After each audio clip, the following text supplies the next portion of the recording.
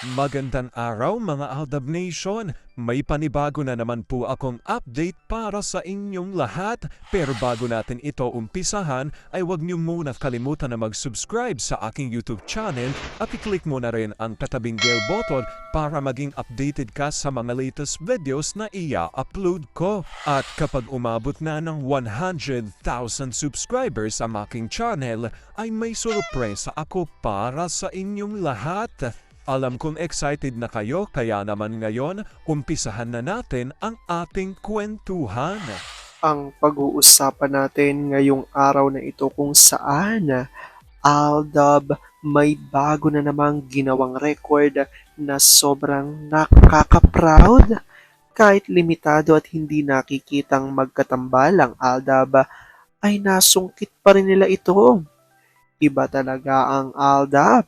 Dapat ay mabigyan sila ng tamang recognition. Ano ito, gaano ito katotoo, at may sapat nga bang ebidensya ang makakapagpatunay rito? Well, yan ang ating aalamin at pag-uusapan ngayong araw na ito. Pero bago ho yan, ay bibitinin ko muna kayo ng kaunting-kaunti lamang kung saan magbasa muna tayo ng mga nakakatuwang post ni My name is Theo01 sa Twitter.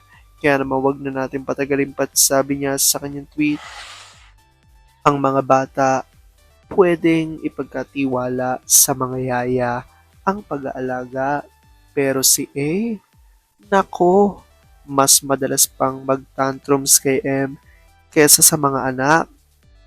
Kaya ang mga OOTC na mga engagement ni M halos pagkatapos ng events, uwi agad yan pag hindi kasama si A. Kasi nga panay ang tawag, supportive naman siya pero bawal mawalay ng matagal. For fun, pa, i-withdraw mo deposit lang love. Loko ka, bawal magsayang. Pag ako na mas gusto ko yon. Huling deposit mo na to. Di ba safe naman? Safe mo mukha mo, bilisan mo na. Nope, nasa labas sa mga bata, loko ka. Behave para di tayo marinig. Pa, pagising ni A, nasa tabi niyang makukulit. Nagtatambik sa bed at yung isa ay nakadagan sa dibdib niya. Asa ng Mimi niyo, nak? Umalis? Ma? Alis si Mimi. Ma, ba't ka ba sumisigaw? Bumangon na kayo at kakain na. Nasaan ka ba? Sa kitchen. Inaasar lang ng mga anak mo. Pakis na. I love you. Alam kong tuwan-tuwa kayo sa ating binasa pero ngayon pag-uusapan na natin ang ating main topic. Oops, wait lang, saglit lang to. May ipapaalala lang ako para sa mga bago pa lang sa aking channel. Huwag niyong kalimutan na mag-subscribe sa aking YouTube channel at i-click nyo na rin ang notification bell para lagi kayong updated sa mga latest videos na ia-upload ko at para maging parte na rin kayo ng aking Fanatics Channel family. Well, alam pong super excited na kayo sa ating kwentuhan, kaya naman dumako na tayo sa ating main topic. Gaano nga ba katotoo na ang Aldab ay may bago na namang ginawang record na nakaka-proud? Kahit limitado at hindi nakikitang magkatambal ang Aldab, ay nasungkit pa rin nila ito. Iba talaga ang Aldab. Dapat ay mabigyan sila ng tamang recognition. Ano ito, gaano ito katotoo at may sapat nga bang ebidensya makakapagpatunay rito? Pwede yan ang ating aalamin at pag-uusapan ngayong araw na ito. Alam kong super excited na kayo malaman yan, kaya naman huwag na natin patagalin pa. Unang-una na nga muna ay galing sa tweet ni Vampire 2019 at ayon sa kanya, alam naman ng lahat na kung wala ang half ng Aldab, malamang ay hindi sumikat si Alden ng husto. Nung nasa tugatog na ng kasikatan, gusto ng soloy ng GMA si Alden. Yung mga cougar dyan, biglang naglalaway sa kanya. At isa na dyan si Lady Gaga.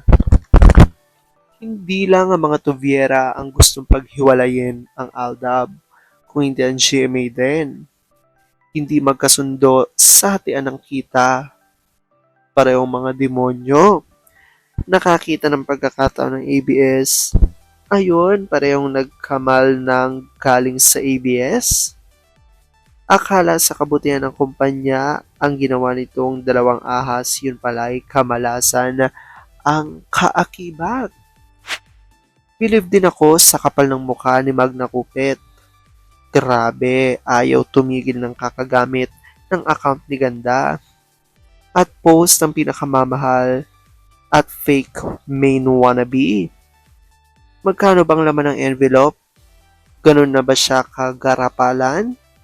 Hindi iniinda nangyayari sa buhay ng family. Sagot ni Oliva Kanayama, show business nga. They are overruled by evil, kaya naging greedy. At kasamaan ng mga nasa isip, so here, they are facing the consequences sa kasamaang ginagawa nila, while TBADN's weapon ay prayers to be more stronger to fight all these greedy liars. Sagot ni Gabriela Sayagaya, agree. Alam ng lahat na may naitulong half ng Aldab na mas nakilala si Alden. Kaya sobrang pasalamat ni Alden. Maraming humahabol, naglalaway kay Alden. Lalo na si Lady Gaga. Ang mga ulol ay gahaman sa pera. Hindi alam ang hatian. Dagdag pa ni Vampire 2019, mula nung inilunsad ni na GMA, APT, ABS at TVJ itong Sarsuela, hindi man lang sila biniyayaan. Halos lahat ng niproduce nilang movie ay olat. Nakakaawa naman. Mas talong ABS, nabubuhay sa padding. Yung iba sa atin ay tahimik lang at nagmamasid sa tabi-tabi. Pero once na may project ang Aldab Machard, full force ang pagbalik nila. Hindi kasi akalain itong Philippine Showbiz Mafia na may mga fans na hindi na ititinag sa kalokohan nila at mabagsik na nakikipaglaban sa kanila. At pag magaling na critic sa mga kwento putsero tungkol kay Meng at sagot ni Gabriel Sayagay at Olive Kanayama, agree ang lahat ng sarsurista at CGOC hindi pinagpala ang pelikula at iba pang ginawa, wale. Ang nag-produce ng pelikula at iba pa ay kawawa din dahil hindi kumita. Sinisira nilang phenomenal couple Aldab. Hindi nila alam na may perfect tale ito na matibay. Malakas na fandom na smart na vigilant pang Aldab fandom. At sa ginagawa ng mga ganid sa Showbiz Mafia, anong nangyari sa kanila? Ubos ng yaman nila. Aldab pa rin. At ito na nga ang revelasyon galing kay My Destiny Vlogs sa kanyang Facebook post at ayon dito. Mga nagbabagang balita ngayon kina Alden Richards and Maine Mendoza sa mga netizens. Sila lang ang love team na hanggang ngayon ay pinag-uusapan sa social media. Aldab lang ang malakas.